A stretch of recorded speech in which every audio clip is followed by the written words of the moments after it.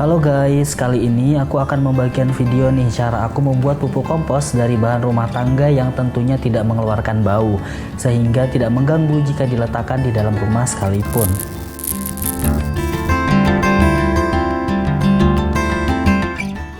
Kemarin aku membeli sebuah tempat untuk membuat pupuk kompos nih di online store. Bentuknya seperti wadah kaleng cat yang sudah dimodifikasi karena sudah memiliki lubang udara beserta dengan tempat saluran untuk membuang air dari hasil pemrosesan pupuk kompos, di mana air tersebut bisa diambil untuk dijadikan pupuk cair, sehingga tidak hanya pupuk kompos dalam bentuk tanah, tetapi cara ini juga bisa mendapatkan pupuk cair sekaligus. Yang didapatkan dari pembelian barang ini adalah kertas tutorial, wadah penyaring air, dan bioaktivator, serta ampas kopi bubuk yang tentunya selain memiliki kandungan nitrogen tinggi juga bisa menambah wewangian.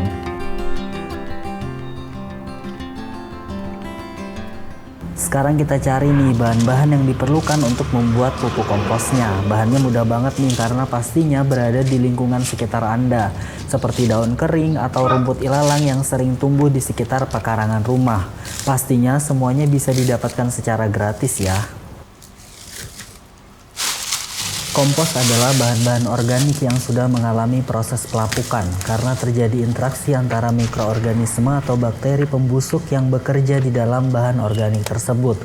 Kompos juga berguna sebagai nutrien untuk tanaman karena mengandung nitrogen, fosfor, dan kalium, serta mengandung mikronutrien yang digunakan untuk pertumbuhan tanaman dan ketahanan tanaman.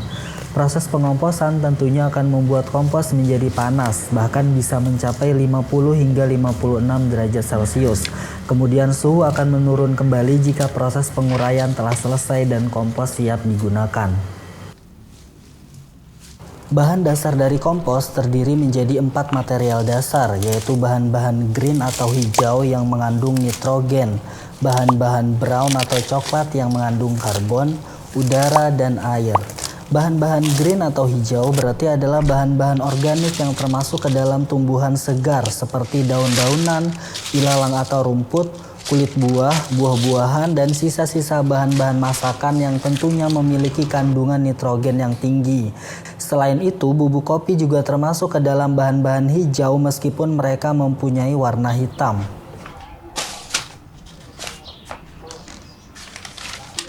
Sebelum memulai, aku akan meletakkan kertas koran di bagian bawah untuk melapisi saringan airnya.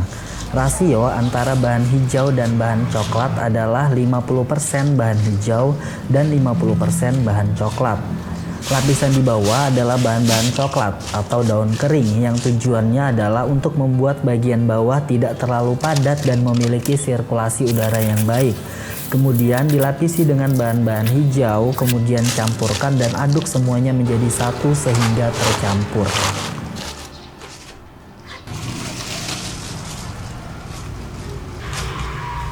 Bahan-bahan green atau hijau sebelum dimasukkan tentunya harus dicacah menjadi potongan-potongan kecil terlebih dahulu agar proses terurainya menjadi lebih cepat.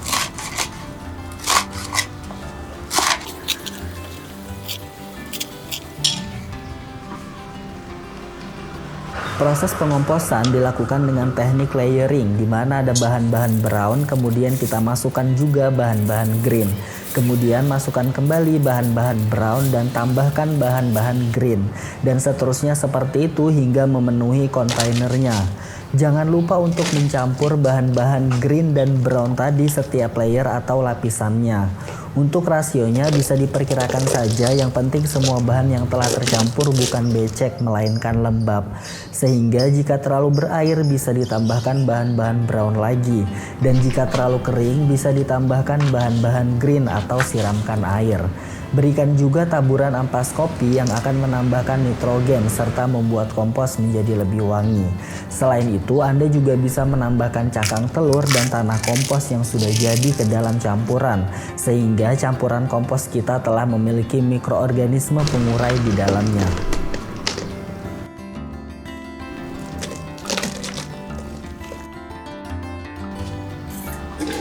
Pada saat kita menambahkan air pada tumpukan kompos, airnya bisa dicampur dengan bioaktivator agar campuran menjadi lembab bukan berair ya guys. Jadi perhatikan jumlahnya agar tidak terlalu becek. Bioaktivator ini digunakan untuk mempercepat proses pengomposan karena telah terdapat bakteri pengurai di dalamnya. Jika Anda tidak memiliki bioaktivator, cukup menambahkan dengan tanah atau pupuk kompos yang sudah jadi saja.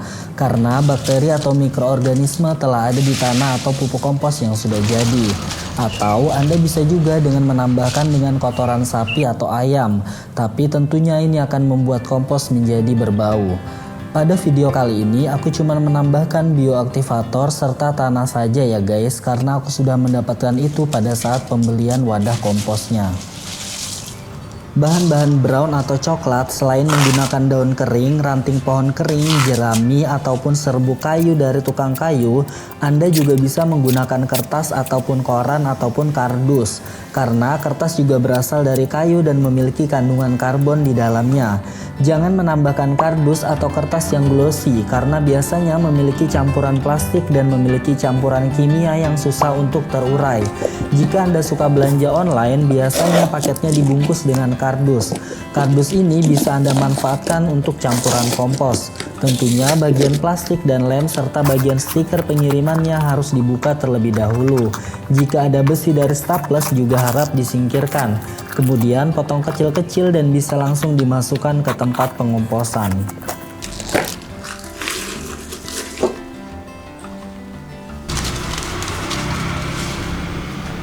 Kemudian sesuatu yang bukan berasal dari tumbuhan juga aku hindari, seperti daging-dagingan atau tulang, sisa-sisa bahan masakan yang telah dimasak yang sudah basi, keju, dan bangkai hewan, karena akan membuat kompos menjadi penuh belatung serta memiliki aroma yang tidak sedap.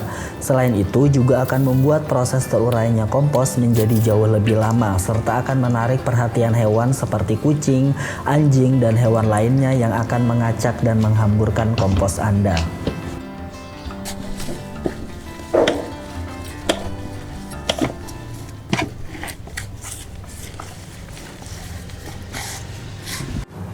Gak terasa hari udah mulai sore nih, jadi sekarang aku mau masak makanan sederhana untuk makan malam hari ini setelah lelah membuat tumpukan kompos tadi.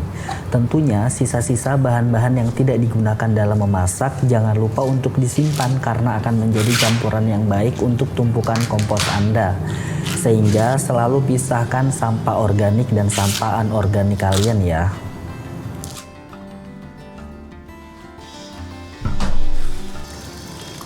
Jadi sisa-sisa sayur di kulkas, kulit buah, dan sisa-sisa sayur yang tak terpakai setelah memasak yang dulunya sering kita buang, mending kita manfaatkan saja sebagai bahan untuk membuat pupuk kompos.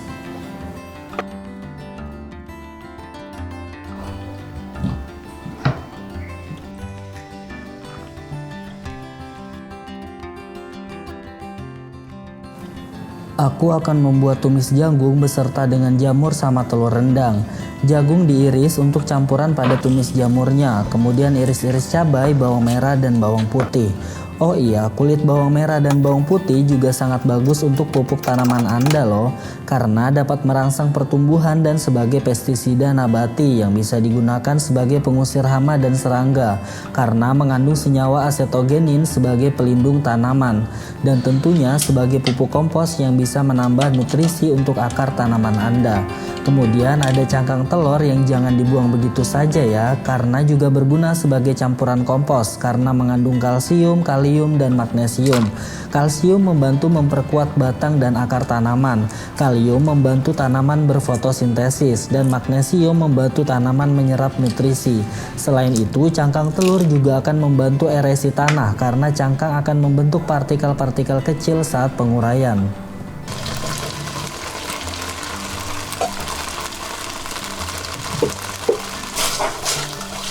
Tumis bahan dengan bumbu rendang dan masukkan telur ke dalamnya. Dan sudah jadi guys, simple kan?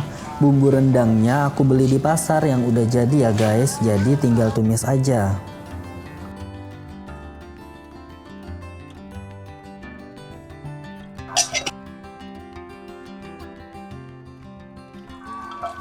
Lanjut ke masakan kedua, yaitu tumis jagung, jamur, dan togenya.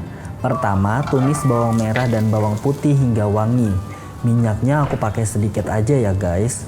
Kemudian masukkan jagung dan tumis sekitar 1 menitan saja. Lanjut masukkan jamurnya, kemudian aku juga menambahkan toge nih. Tambahkan garam, gula, kaldu ayam, serta lada ke dalamnya dan selesai. Sederhana kan?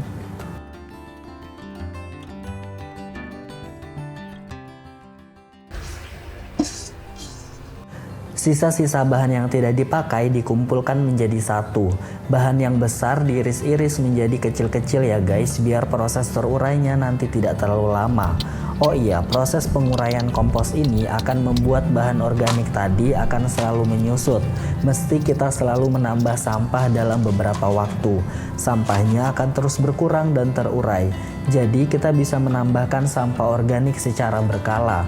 Tambahkan bahan brown juga jika dirasa terlalu berair. Oh iya, jika kalian ingin cepat mendapatkan hasil tanahnya, jika dirasa udah cukup tidak perlu di top up terus ya guys. Biarkan sampahnya tadi terurai meskipun nanti akan menyusut kembali, sehingga tanahnya bisa cepat jadi. Idealnya sih kalau kalian punya 2 kontainer sampah, wadah satunya dijadikan sebagai sampah baru dan wadah satunya lagi dijadikan sebagai tempat untuk pematangan komposnya. Selain itu, bahan-bahan hijau juga bisa kalian dapatkan dari hasil memangkas tanaman kalian.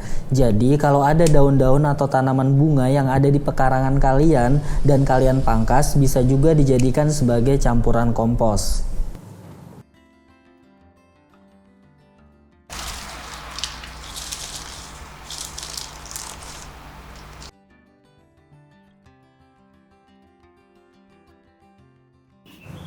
Setelah 4 bulan, kalian bisa nih memanen pupuk cairnya karena sari-sari dari bahan organik tadi akan menetes ke bagian dasar wadah kompos dan kita bisa manfaatkan sebagai pupuk cair. Pupuk cair ini juga bisa digunakan dan disiramkan ke tanaman dan tentunya mengandung nutrisi yang baik untuk tanaman. Tinggal campurkan dengan air dan siramkan ke tanaman kalian. Ingat, jangan terlalu banyak campuran pupuknya ya, agar tidak berlebihan nutrisi karena akan mempengaruhi pertumbuhan jika terlalu kebanyakan ya guys. Selain itu, jika Anda memiliki tanaman yang menggunakan media air atau hidroponik, pupuk cair ini juga bisa digunakan pada campuran airnya yang akan memberikan nutrisi ke tanaman Anda.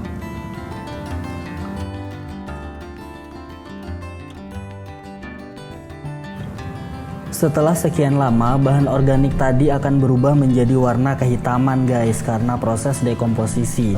Secara berkala, harap untuk mengecek dan mengaduk komposnya agar bisa terurai secara merata. Biasanya bagian bawah akan terurai lebih cepat, jadi bisa nih kalian mengeluarkan kompos yang berada di bawah dan dipisah mana yang sudah bisa dipakai dan mana yang masih belum jadi. Bisa kalian tempatkan di galon air yang tidak terpakai untuk yang sudah jadi.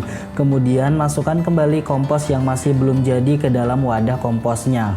Tambahkan daun kering atau kardus bekas ke dalam tumpukan agar tidak terlalu becek dan basah.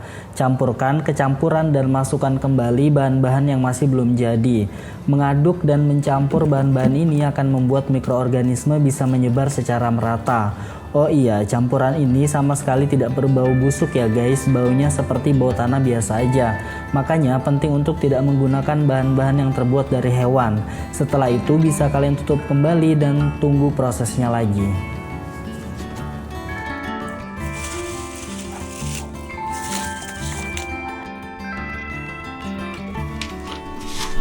Untuk pupuk kompos yang sudah jadi bisa langsung digunakan nih, campur dengan tanah kering biasa agar kandungan nutrisinya tidak terlalu tinggi, serta bisa kalian campurkan juga dengan sekam padi agar tanah kalian bisa lebih berongga dan tidak terlalu padat. Kalian bisa menggunakan tanah ini untuk top up tanah pada pot tanaman kalian, atau jika kalian ingin menggunakan tanah ini untuk menanam tanaman baru. Semuanya free dan tentunya bisa kalian coba. Tekstur tanah ini seharusnya tidak becek dan tidak kering ya guys. Jadi kalau diremas menggunakan tangan berupa buliran-buliran hitam dan baunya seperti bau tanah biasa aja. Jadi komen di bawah ya guys pengalaman kalian. Selamat mencoba.